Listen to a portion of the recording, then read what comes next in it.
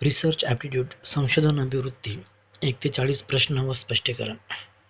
आता आपण हे बघणार आहोत की पेपर 1 सेट पेपर या पेपरमधले काही सेट पेपर 1च्या परीक्षेमध्ये काही विचारलेले आणि संभावित प्रश्न येऊ शकतात, तर त्याची तयारीसाठी. तर बघा, तुम्हाला जर हा व्हिडिओ आवडला प्लीज लाईक करा, शेअर करा, सबस्क्राईब करा आणि दररोज वाचन करा. वेळात वेळ काढून बाकीचे व्हिडिओ न बघता आपण जर ही व्हिडिओ बघितला तर नक्कीच तुम्हाला फायदा होईल. तर चला तर सुरुवात करूया. कोणत्याही ज्ञानशाखेत नवीन तत्त्वे अथवा तथ्ये शोधण्यासाठी आणि जुनी तथ्ये व तत्त्वे परीक्षणासाठी तयार केलेला चिकित्सक व पद्धतशीर अभ्यास म्हणजे संशोधन होय. ऑप्शन शास्त्र, संशोधन, शोधन, दृष्टिकोन. तर त्याचं उत्तर आहे संशोधन. स्पष्टीकरण बघा. नवीन ज्ञानाचा शोध घेणे किंवा जुन्या माहितीची पडताळणी करणे या पद्धतशीर अभ्यासाला संशोधन रिसर्च म्हणतात. दुसरा प्रश्न बघूया. खालीलपैकी कुठला माहितीचा मूळ स्रोत प्रायमरी सोर्स आहे? हा प्रश्न 2016च्या सेटला विचारलेला होता. ऑप्शन बघा. संशोधनाचा अहवाल, समालोचक अहवाल, नुकतेच लिहिलेले पाठ्यपुस्तक, प्रमाणभूत नियतकालिकेत प्रसिद्ध झालेला संशोधक लेखन, अनेक लेखकांनी लिहिलेला 2015 साली प्रसिद्ध झालेला ग्रंथ. तर त्याचं उत्तर आहे माहितीचा मूळ स्रोत प्रमाणभूत नियतकालिकेत प्रसिद्ध झालेला संशोधन लेख. स्पष्टीकरण बघा. मूळ संशोधक स्वतःचे संशोधन जेव्हा PR रिव्ह्यूड जर्नलमध्ये नियतकालिकेमध्ये छापतो, तो प्राथमिक स्रोत प्रायमरी सोर्स मानला जातो. तिसरा प्रश्न बघूया. नैसर्गिक अवस्थेत लोक अर्थबोध कसा करतात हे मॅक्स वेबर यांच्या संशोधन दृष्टिकोनात टिंबटिंब म्हणून ओळखले गेले आहे. हा प्रश्न बघा 2014मध्ये नेटमध्ये विचारला होता. ऑप्शन ए बघा. सकारात्मक चिंतन फलन, टीकात्मक चिंतन फलन, नैसर्गिक चिंतन फलन आणि ड आहे विवेचनात्मक चिंतन फलन. तर त्याचं उत्तर आहे विवेचनात्मक चिंतन फलन. स्पष्टीकरण बघूया. मॅक्स वेबर यांचा दृष्टिकोन इंटरप्रिटिव्ह सोशिओलॉजी विवेचनात्मक चिंतन वर आधारित आहे, जिथे लोक घटनांचा अर्थ कसा लावतात याचा अभ्यास होतो. प्रश्न 4 बघूया. कोणतेही शास्त्र हे टिंबटिंब स्वरूपाचे असते? सैद्धांतिक, उपयुक्त, सैद्धांतिक व उपयुक्त यापैकी नाही. तर याचं उत्तर आहे कोणतेही शास्त्र हे सैद्धांतिक व उपयुक्त स्वरूपाचे असते. स्पष्टीकरण बघूया.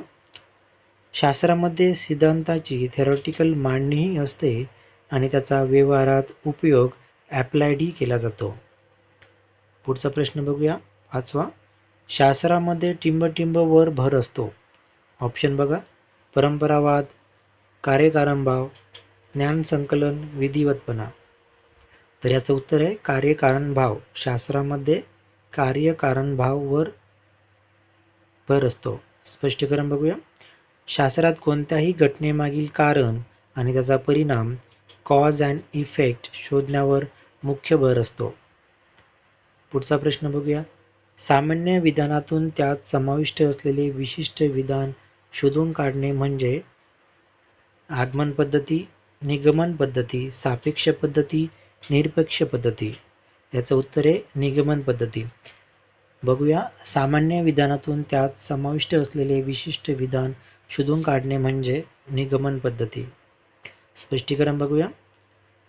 सामान्यकडून विशिष्टाकडे जनरल टू स्पेसिफिक जाणाऱ्या तार्किक पद्धतीला निगमन डिडक्टिव्ह मेथड म्हणतात.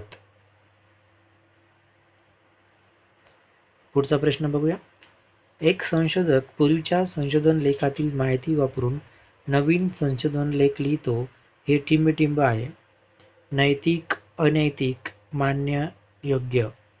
याचं उत्तर आहे अनैतिक. आणि बघा हा प्रश्न 2020च्या सेटमध्ये विचारलेला आहे. स्पष्टीकरण बघा. दुसऱ्याचे काम योग्य संदर्भ न देता वापरणे किंवा कॉपी करणे हे संशोधन नैतिकतेच्या रिसर्च इथिक्स प्लॅगरिझम विरुद्ध म्हणजेच अनैतिक आहे. पुढचा प्रश्न बघूया. जेव्हा संशोधन क्षेत्रातील निवडक घटकाबाबत माहिती गोळा केली जाते त्याला टिंबटिंब म्हणतात.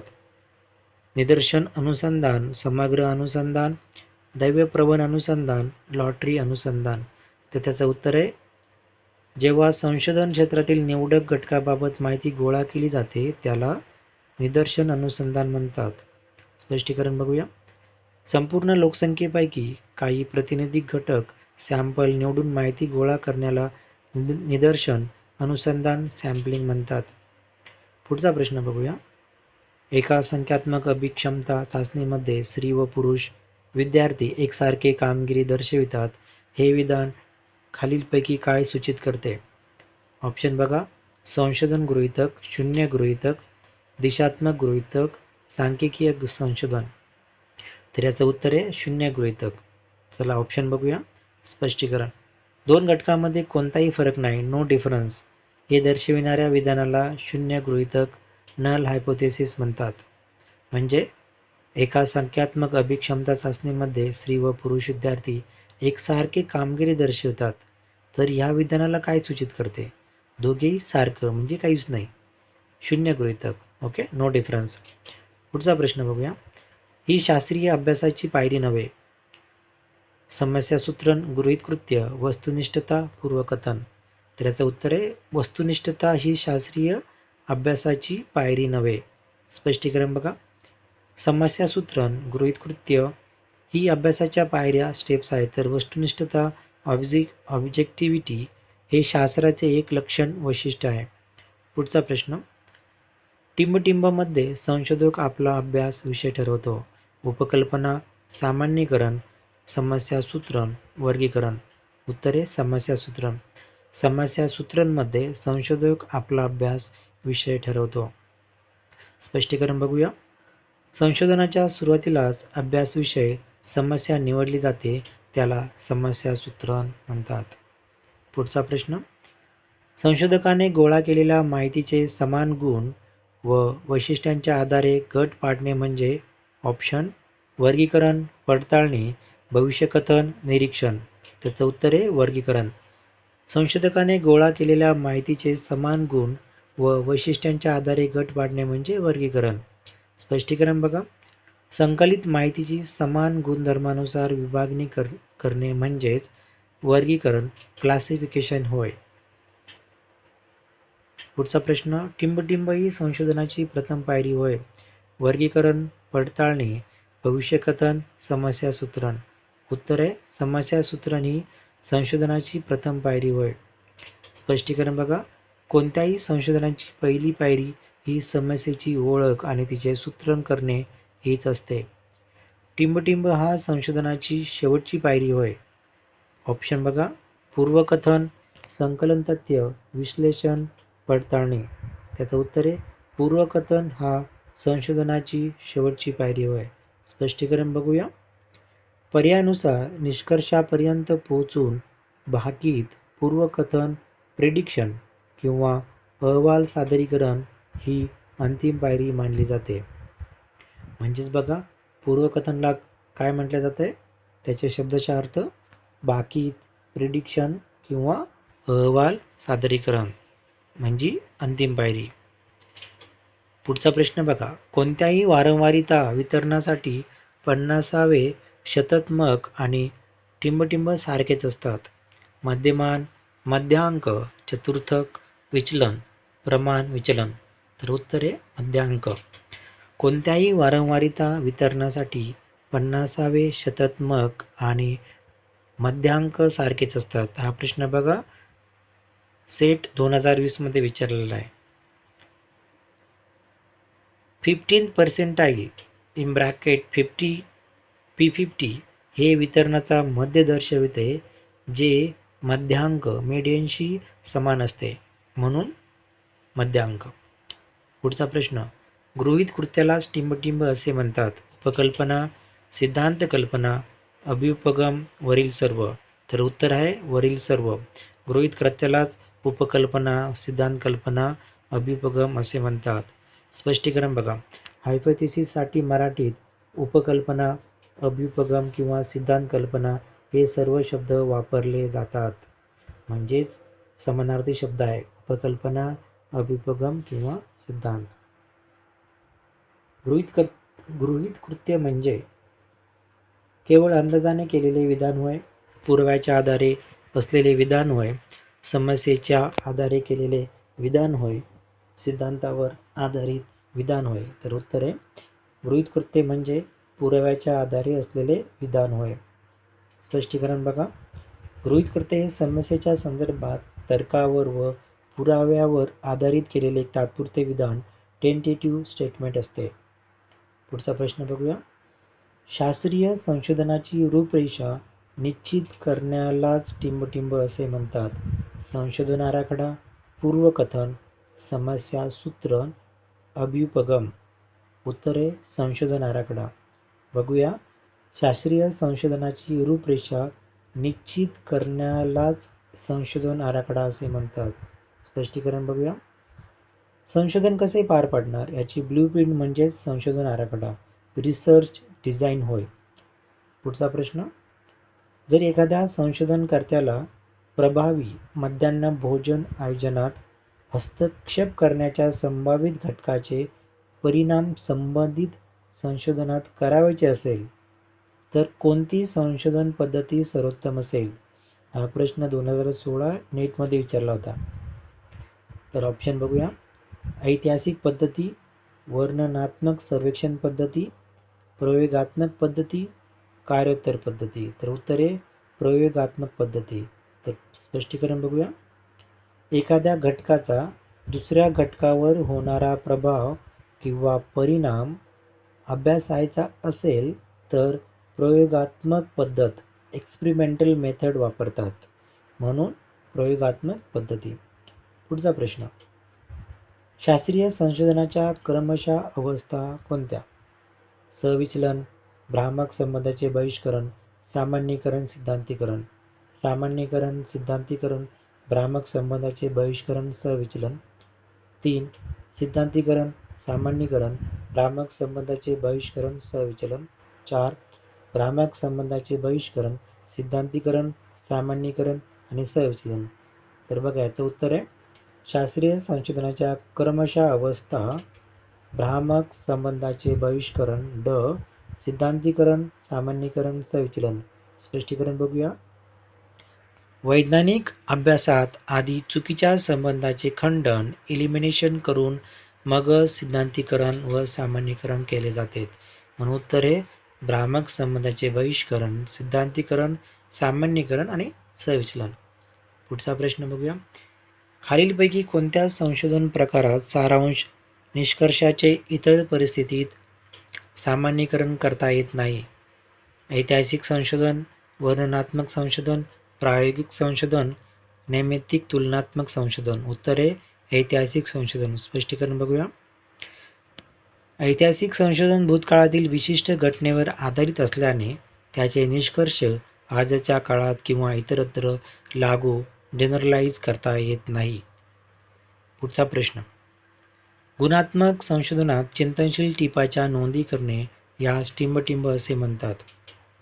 हा प्रश्न सप्टेंबर 2021 मध्ये विचारलेला आहे. ऑप्शन बघा. सांकेतिकीकरण म्हणजे कोडिंग, टिपण काढणे मेमोजिंग, निसांकेतिकीकरण म्हणजे डी कोडिंग, सूचना करणे म्हणजे इन्स्ट्रक्टिंग. तर उत्तर आहे टिपण काढणे. स्पष्टीकरण बघूया. क्वालिटेटिव्ह रिसर्चमध्ये संशोधक स्वतःच्या विचाराची नोंद ठेवतो, त्याला मेमोजिंग, टिपण काढणे म्हणतात. म्हणजेच गुणात्मक म्हणजे क्वालिटेटिव्ह रिसर्च.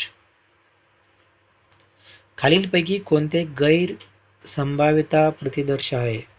नेट 2014 मध्ये विचारलेला प्रश्न. ऑप्शन बघा. सामान्य, यादृच्छिक, सहेतुक, व्यवस्थित, स्तरबद्ध. उत्तर आहे सहेतुक. गैर संभाव्यता प्रतिदर्श सहेतुक. स्पष्टीकरण बघूया. परपॉझिव्ह सॅम्पलिंग सहेतू हे नॉन प्रोबॅबिलिटी सॅम्पलिंगचे उदाहरण आहे, जिथे संशोधक हेतुपूर्वक नमुने निवडतो. पुढचा प्रश्न. टिंबटिंब हा संशोधनातील अंतिम टप्पा होय. संशोधन अहवाल सादर करणे, सिद्धांत आराखडा ठरविणे, अभ्युपगम निश्चित करणे, संभाव्य निष्कर्षाचा पडताळा पाहणे. तर उत्तर आहे संशोधन अहवाल सादर करणे. स्पष्टीकरण बघूया. संपूर्ण संशोधन प्रक्रिया पूर्ण झाल्यावर शेवटचा टप्पा म्हणजे थेसिस किंवा रिपोर्ट लिहून तो सादर करणे. पुढचा प्रश्न घेऊया. शोध प्रबंधाचे विधान टिंबटिंब असते. एक निरीक्षण, एक तथ्य, एक दृढ कथन, एक विचार विमर्श. तर उत्तर आहे एक दृढ कथन. स्पष्टीकरण बघा. थेसिस स्टेटमेंट हे संशोधकाने मांडलेले एक स्पष्ट व ठाम विधान, ॲसर्शन, दृढ कथन असते. पुढचा प्रश्न घ्या. संशोधनासाठी खालीलपैकी कोणती प्रारंभिक अनिवार्यता अपेक्षित आहे? संशोधन आराखडा विकसित करणे, संशोधन प्रश्नावली तयार करणे, माहिती विश्लेषण पद्धती संबंधी निर्णय घेणे, संशोधनाचे गृहीतक परिकल्पना तयार करणे. तर याचं उत्तर आहे संशोधन प्रश्नावली तयार करणे. संशोधनासाठी खालीलपैकी कोणती प्रारंभिक अनिवार्यता अपेक्षित आहे? तर उत्तर आहे संशोधन प्रश्नावली तयार करणे. स्पष्टीकरण बघा. डेटा कलेक्ट करण्यासाठी आधी प्रश्नावली क्वेश्चनरी टूलची गरज भासते. तर पुढचा प्रश्न घेऊया. ज्ञानाचा व्यावहारिक उपयोग करण्यासाठी टिंब संशोधन केले जाते. क्रियाभिमुख, शुद्ध, मौलिक, सैद्धांतिक. तर उत्तर आहे क्रियाभिमुख. स्पष्टीकरण बघा. तात्काळ व्यावहारिक समस्येवर तोडगा काढण्यासाठी क्रियात्मक, क्रियाभिमुख, ॲक्शन रिसर्च केले जाते. पुढचा प्रश्न. नवीन ज्ञानप्राप्ती व ज्ञानात भर टाकण्यासाठी संशोधन केले जाते. ऑप्शन बघा. क्रियाभिमुख, शुद्ध, व्यावहारिक, समाजाभिमुख. त्याचं उत्तर आहे शुद्ध. नवीन ज्ञानप्राप्ती व ज्ञानात भर टाकण्यासाठी शुद्ध संशोधन केले जाते. स्पष्टीकरण बघूया. मूलभूत किंवा शुद्ध संशोधन, बेसिक, प्युअर रिसर्च हे केवळ नवीन ज्ञान मिळवण्यासाठी केले जाते. मूलभूत म्हणजेच शुद्ध. सामाजिक संशोधन हे टिंब असले पाहिजे. समाजाभिमुख, व्यवहारोपयोगी, समस्या निराकरण करणारे. वरील सर्व. तर याचं उत्तर आहे वरील सर्व. सामाजिक संशोधनात हे तीनही घटक असणे आवश्यक आहे. समाजाभिमुख, व्यवहारोपयोगी, समस्या निराकरण करणारे. पुढचा प्रश्न घ्या. खालीलपैकी कशाच्या आधारावर जॉन पियाजे यांनी मानवी संज्ञानात्मक आकलनात्मक विकास सिद्धांत प्रस्तुत केला आहे? मौलिक, मूलभूत संशोधन, उपयोजित संशोधन, क्रियात्मक संशोधन, मूल्यात्मक संशोधन. तर त्याचं उत्तर आहे मौलिक मूलभूत संशोधन. स्पष्टीकरण घेऊया. पियाजे यांचा सिद्धांत हा मानवी मेंदू व आकलनावरील मूलभूत संशोधनावर, फंडामेंटल रिसर्च वर आधारित होता म्हणून. पुढचा प्रश्न घ्या. मौलिक संशोधन पद्धतीचे हेतू कोणते आहेत? 4 पर्याय दिलेले आहेत. ज्ञानाचा व्यावहारिक उपयोग करणे, पूर्वज्ञानात भर टाकणे, नवसिद्धांत निर्मिती करणे, सामाजिक समस्येचे निराकरण करणे. तर ऑप्शन बघा.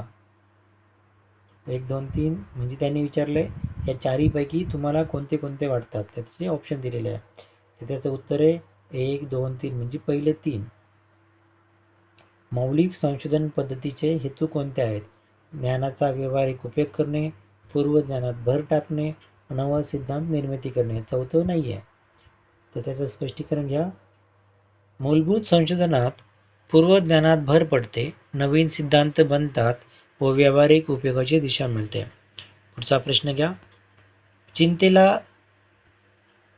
चिंतेला बळी पडू शकणाऱ्या मुलांवर होणारा पोषण पद्धतीचा परिणाम मूल्यमापन करण्याचा प्रयत्न एक संशोधक करीत आहे. त्याची कोणती संशोधन पद्धती योग्य असेल? व्यष्टी अध्ययन पद्धती, प्रायोगिक पद्धती, कार्योत्तर पद्धती, सर्वेक्षण पद्धती. तर त्याचं उत्तर आहे कार्योत्तर पद्धती. स्पष्टीकरण घेऊया. घटना घडून गेल्यावर तिच्या परिणामांचा अभ्यास करण्यासाठी कार्योत्तर पद्धती, एक्स पोस्ट फॅक्टो रिसर्च वापरली जाते. कार्योत्तर म्हणजे कार्याच्या नंतर, कार्य घडून गेलेलं आहे, एक्स. ओके. मूल्यात्मक संशोधनाचा सर्वात महत्त्वाचा घटक कोणता? पुढचा प्रश्न. ऑप्शन घेऊया. सर्वेक्षण, सहभागात्मक निरीक्षण, क्षेत्रकार्य, इतर. बघा. मूल्यात्मक संशोधनाचा सर्वात महत्त्वाचा घटक तर काय आहे? क्षेत्रकार्य. स्पष्टीकरण बघा. मूल्यात्मक संशोधनात इव्हॅल्युएशन रिसर्च, प्रत्यक्ष जागेवर जाऊन पाहणे म्हणजेच क्षेत्रकार्य, फील्ड वर्क अत्यंत महत्त्वाचे असते म्हणून. पुढचा प्रश्न घेऊया. एक प्रश्नावली तयार करताना खालीलपैकी कोणत्या प्रक्रियेतून जाणे आवश्यक आहे? अध्ययनाचे प्राथमिक व दुय्यम ध्येय लिहिणे, वर्तमान साहित्याची समीक्षा, प्रश्नावलीचे स्वरूप, प्रारूप तयार करणे, प्रश्नावली स्वरूपाचे पुनर्परीक्षण. तर यांनी चारही पर्याय सांगितले. त्याचे चारही पर्यायापैकी तर याचे चारही असायला पाहिजे. बघूया उत्तर काय आहे. हां, तर याचं उत्तर आहे ड, ए, बी, सी व डी, म्हणजेच चारही पर्याय त्याचे बरोबर आहे. तरी स्पष्टीकरण बघूया. उत्तम प्रश्नावली बनवण्यासाठी उद्देश ठरवणे, रिव्ह्यू घेणे, मसुदा बनवणे व टेस्टिंग, प्री टेस्टिंग करणे हे सर्व टप्पे लागतात. एक प्रश्नावली तयार करताना खालीलपैकी कोणत्या प्रक्रियेतून जाणे आवश्यक आहे? अध्ययनाचे प्राथमिक दुय्यम ध्येय लिहिणे हे पण पाहिजे. वर्तमान साहित्याची समीक्षा आवश्यक आहे. प्रश्नावलीचे स्वरूप प्रारूप तयार करणे बरोबर आहे. प्रश्नावली स्वरूपाचे पुनर्परीक्षण. ओके, तर हे सर्व चारही बरोबर आहेत. पुढचा प्रश्न घेऊया. मध्यस्थावर आधारित कृती संशोधन प्रक्रियेमध्ये खालीलपैकी कोणत्या क्रमाची साधारण शिफारस केली जाते? प्रश्न समजून घ्या. मध्यस्थावर आधारित कृती संशोधन प्रक्रियेमध्ये, कशामध्ये? कृती संशोधन प्रक्रियेमध्ये खालील कोणत्या क्रमाची साधारण शिफारस केली जाते? नियोजन, कृती, निरीक्षण व परावर्तन, निरीक्षण, नियोजन, कृती व परावर्तन, परावर्तन, नियोजन, कृती व निरीक्षण, निरीक्षण, कृती, परावर्तन व नियोजन. त्याचं उत्तर आहे नियोजन, कृती, निरीक्षण आणि मग परावर्तन. तर त्याचं स्पष्टीकरण घ्या.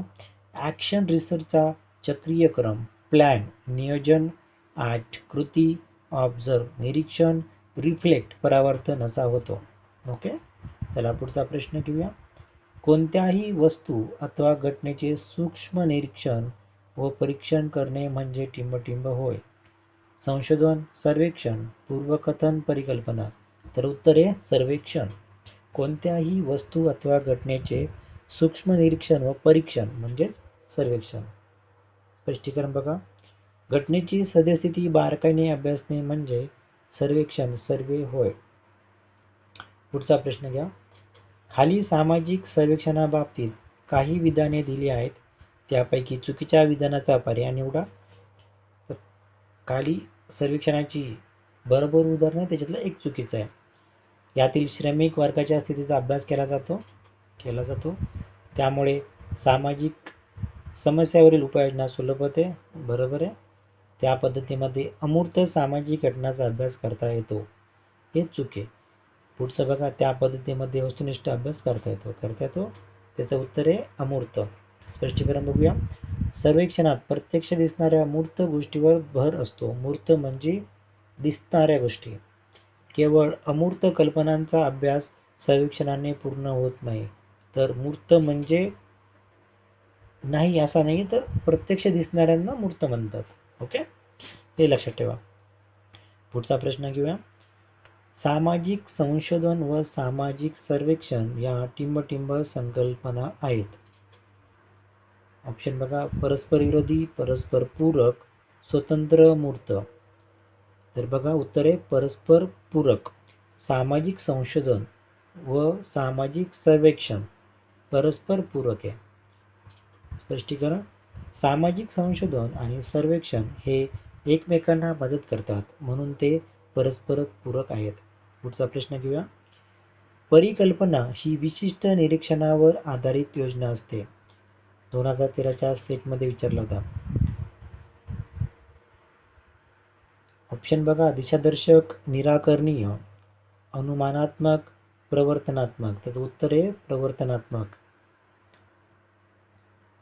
स्पष्टीकरण बघा. विशिष्ट निरीक्षणामधून नवीन कल्पना मांडणारी किंवा पुढे नेणारी परिकल्पना म्हणजेच प्रवर्तनात्मक, इंडक्टिव्ह वर्किंग गृहीत कृत्य होय. पुढचा प्रश्न घ्या.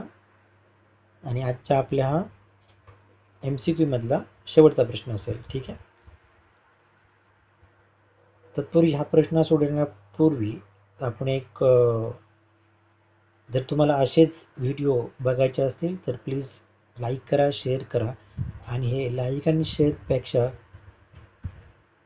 आपण जर सेटचा अभ्यास करत असाल पेपर 1साठी तर बाकीचे कोणतेही व्हिडिओ न बघता, म्हणजे आपली जी एक्झाम 2 महिन्या आसपास आलेली आहे, तर तिचा पूर्णपणे बाकीचे कोणतेही रील, छोटे छोटे व्हिडिओ बघू नका.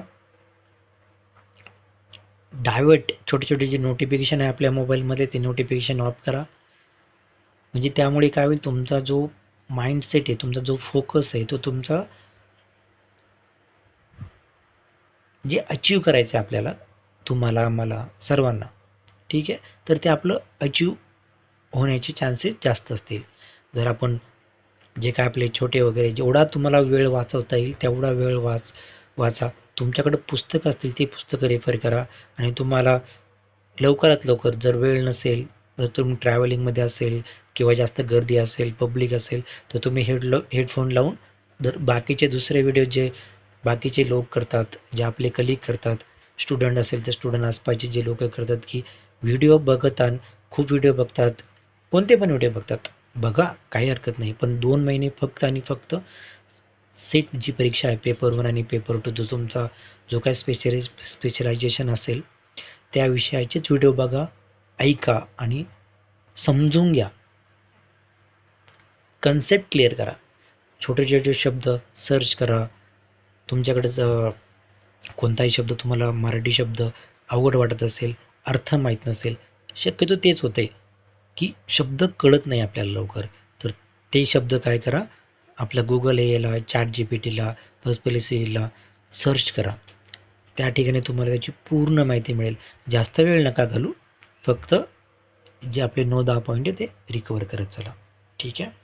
तर बघूया शेवटचा प्रश्न. खालील नमुना निवड पद्धतीपैकी कोणती पद्धत संभाव्यतेवर आधारित आहे? हा प्रश्न बघा 2016 सेटला विचारलेला आहे.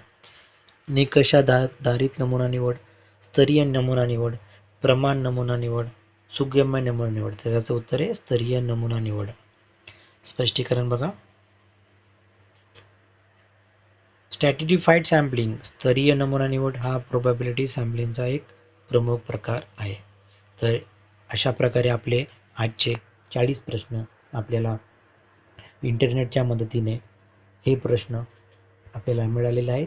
ते फक्त आपण याचा स्टडी करत असताना आपण हा व्हिडिओ अपलोड करणार आहोत. तर तुम्हाला अजून कोणत्या टॉपिकवर व्हिडिओ पाहिजे, मी सिक्वेन्सनुसार सर्व व्हिडिओ मी अपलोड करणार आहे. जेवढे क्वेश्चन्स MCQ मला भेटतील वेगवेगळ्या पुस्तकामध्ये, ते सर्व MCQ मी त्यांचे छोटे छोटे व्हिडिओ बनवून, जास्त व्हिडिओ अपलोड करणं पॉसिबल नाही आहे, तर छोटे छोटे व्हिडिओ बनवून मी नक्कीच अपलोड करील वेळात वेळ काढून. तुम्ही ते नक्की बघा. तुम्हाला कोणत्या विषयावर पेपर 1च्या, सध्याला पेपर 1 कंप्लीट करूया, पुढच्या जे 9 टॉपिक आहे, 9 दिवसामध्ये पेपर 1चा पूर्ण सिलेबस हा अपलोड केला जाईल. त्यांचे व्हिडिओ अपलोड केले जातील. त्याच्यानंतर त्यांचे छोटे छोटे MCQs, क्वेश्चन पेपर हे आपण टायमर लावून, सेट लावून हे सोडवणार आहोत. तो तुम्ही हे चॅनल बघत राहा, नोटिफिकेशन ऑन करा. Thank you so much.